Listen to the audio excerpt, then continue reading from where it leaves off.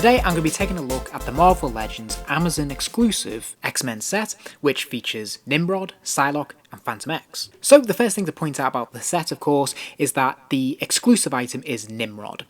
This is the first time we've seen this figure in this line, whilst the Psylocke and the Phantom X are variants of figures that have already been released previously. The packaging itself is fairly bland. It is a great box, it is a nice window display, so you can see all three figures nicely displayed there with the nice big yellow X logo behind them, and of course it has the names at the bottom there.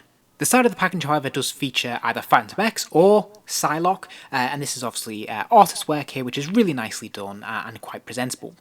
On the back, we have the same two images plus also Nimrod there. So this is quite display friendly when you have it out on display. The main figure that everyone's going to be excited to have a look at, of course, is the Nimrod figure, since this is the first time we've seen this character in the Marvel Legends line, and his overall presentation is pretty much perfect. I mean, this looks exactly what you'd think Nimrod should look like. He seems to have been lifted directly off the page there, so yeah, overall presentation, pretty solid. Now, it's no secret to say that Nimrod is massively let down by the articulation. Obviously, there is zero movement in the head.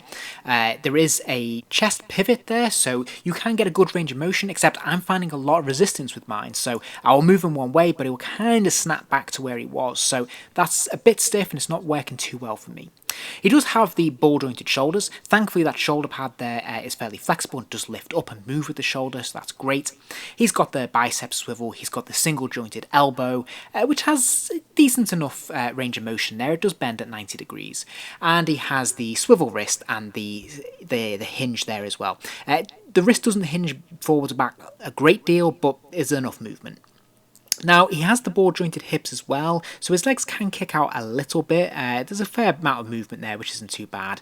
He does have that thigh swivel at the top there as well, but there's not a great deal of motion you can get out of that. It can move forward a little bit, but not much back. He does, of course, have the double jointed knees, which is actually really good, really solid. You can see that bends back a really good distance there, almost surprisingly so for a figure of this size. And there is articulation in the foot. It is technically an ankle pivot, but it doesn't really move very far. For accessories, he does have this pink butterfly effect. I'm not quite sure what it is.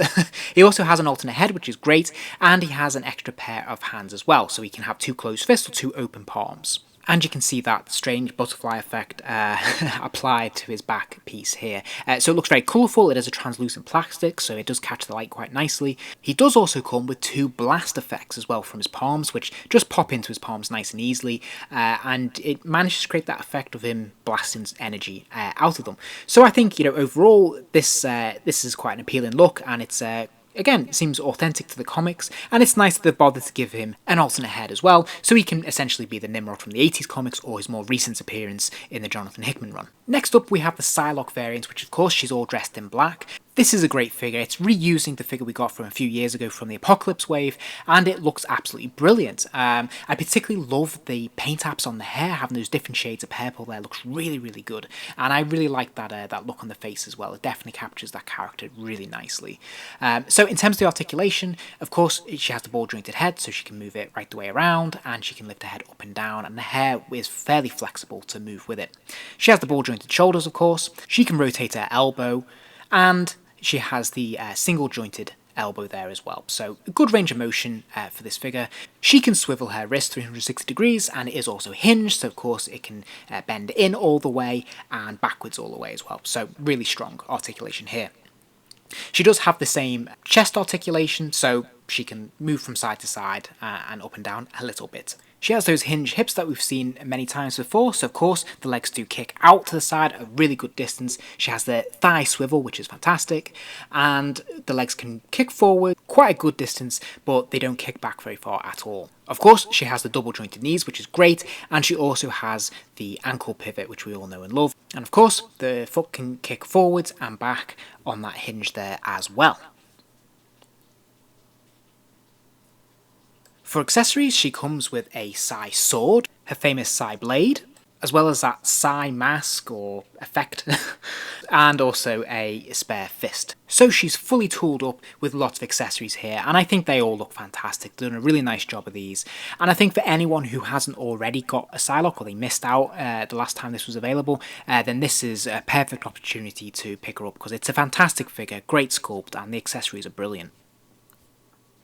Finally, we have the Phantom X. As far as I can tell, this is basically just a straight re-release of the Phantom X we had a few years ago. It has been quite a while, so if this is a character you missed out on and wanted, now is your chance to pick him up again. For me personally, it's not a character I'm much interested in, so this is a bit of duplication for me. One thing to note about this figure is that he does have these bands at the top of his boots. They're not sculpted in, they've been added on as an extra piece, and they have a tendency to just fall down and look a bit silly. I really don't like this at all. I'm also not a big fan of the coat. I find it a bit restrictive and a bit overused at this point, but you can manipulate it, and he does actually have a holster here for each of his pistols on either side, so that's quite cool. Articulation is everything you'd expect. He does of course have the ball jointed head, so he can move it from side to side. He can look up and down a really good distance as well. Well, send looking down, maybe not so much up. As I said, he does have a coat which I'm not a fan of, but it you can move it if you need to. It doesn't hinder the articulation in the shoulder, which is good, which of course is a ball jointed shoulder. He's got the bicep swivel, the double jointed elbows, and the swivel at the wrist there as well. And of course it is hinged, so his wrist can move forwards and backwards.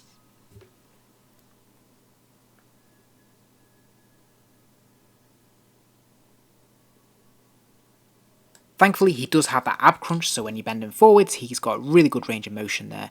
But sadly, there's nothing going on when it comes to going backwards. That's as far as he goes. He has those ball jointed hinge hips as well, so of course he can kick his legs out from the side a pretty good distance. He has the thigh swivel, and of course he can kick his legs forwards and backwards.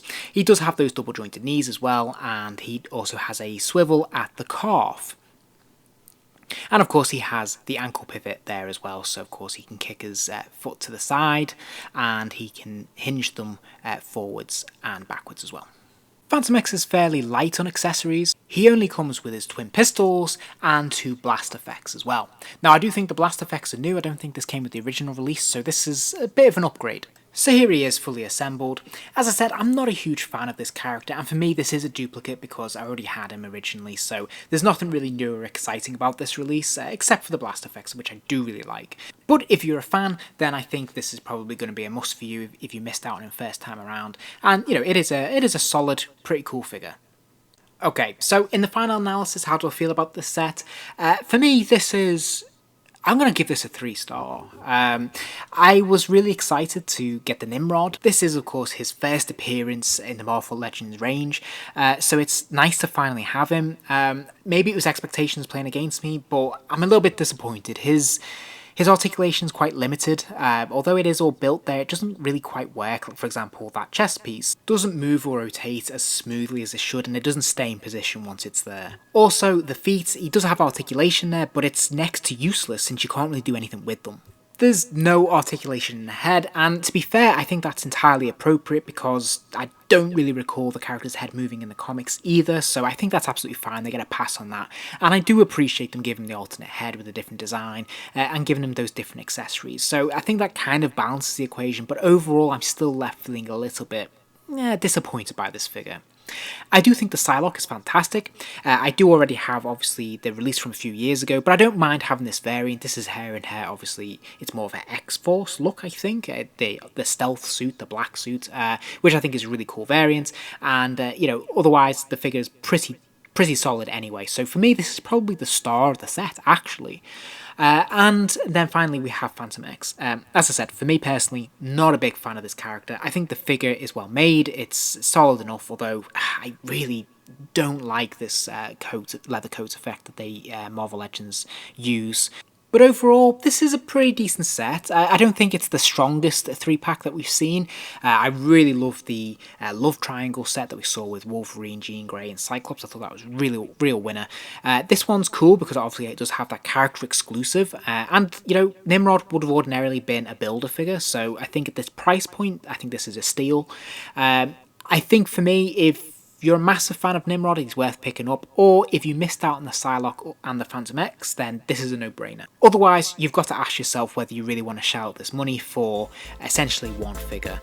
So thank you for watching, I hope you enjoyed the video. If you did, please do give it a like, and remember to subscribe as I'll be posting a lot more videos soon.